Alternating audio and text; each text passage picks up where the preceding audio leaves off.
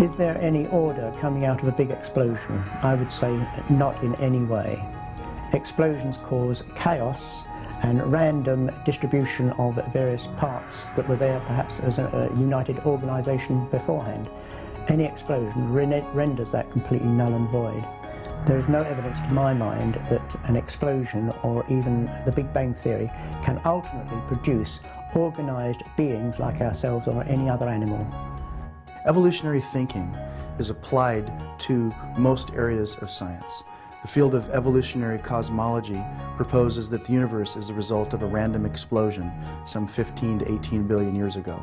There are no examples that I've ever seen where an explosion produced an increase in order. Explosions are destructive. They cause spontaneous degeneration, not spontaneous generation.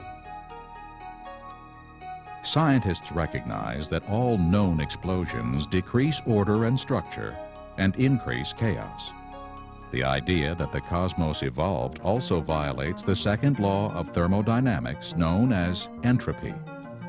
The second law states that as time advances, the universe becomes less ordered. Over time, all systems left on their own proceed in a direction from order to disorder. All of us witness entropy every day as we see things age and deteriorate. This breakdown of structure directly contradicts the theory of evolution.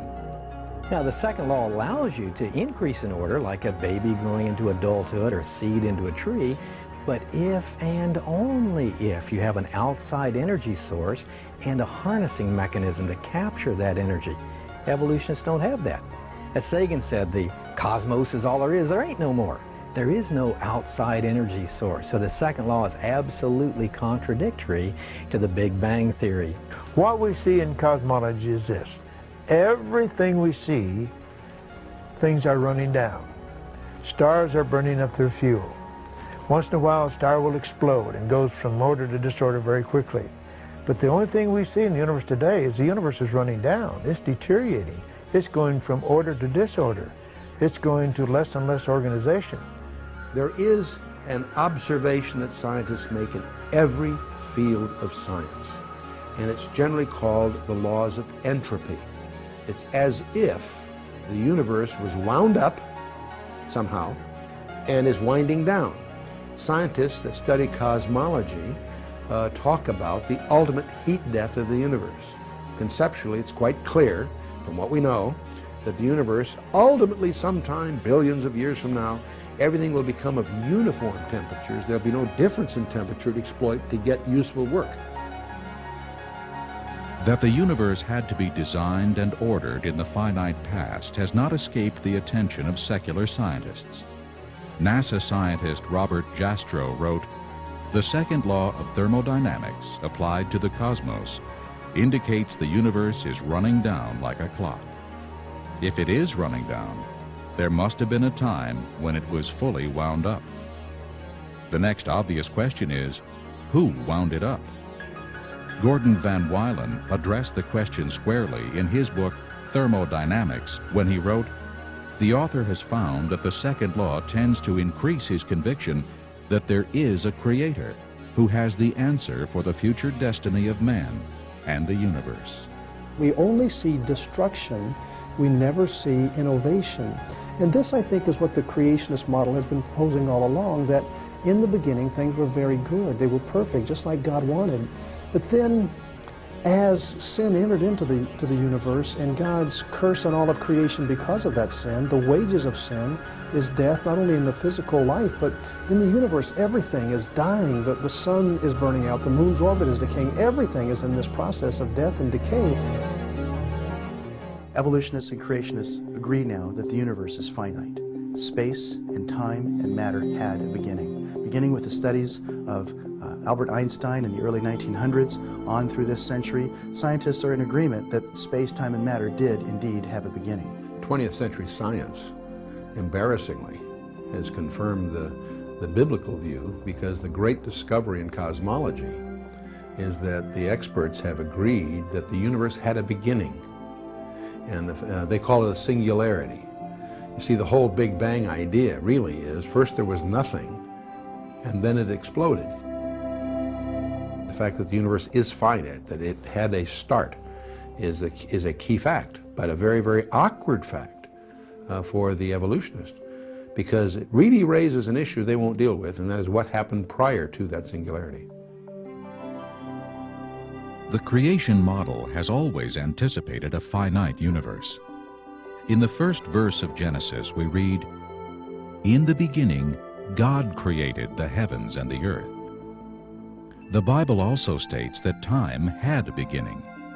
In 2 Timothy, we read, "God, who has saved us and called us with a holy calling, not according to our works, but according to his own purpose and grace, which was given to us in Christ Jesus before time began." Amazingly, the Bible even explains entropy. "Of old, you laid the foundation of the earth, and the heavens are the work of your hands. They will perish, but you will endure. Yes, they will all grow old like a garment."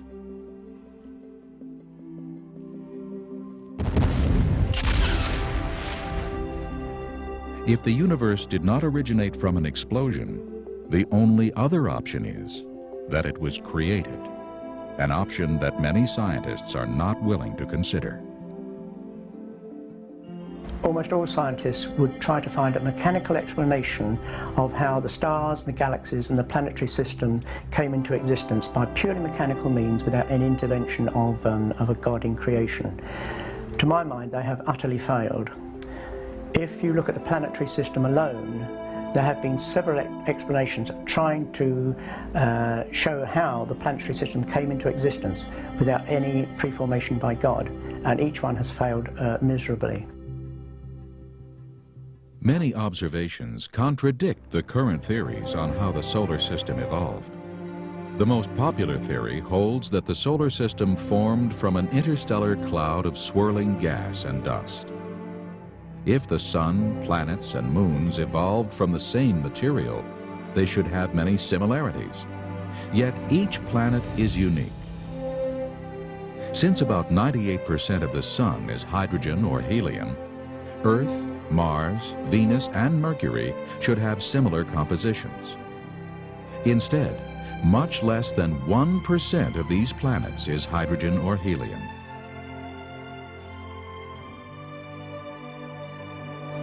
If the solar system evolved, all planets should spin in the same direction.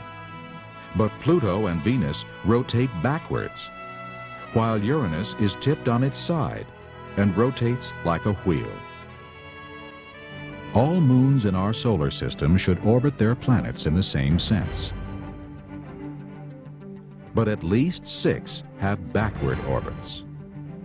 Furthermore, Neptune, Saturn, and Jupiter have moons orbiting in both directions.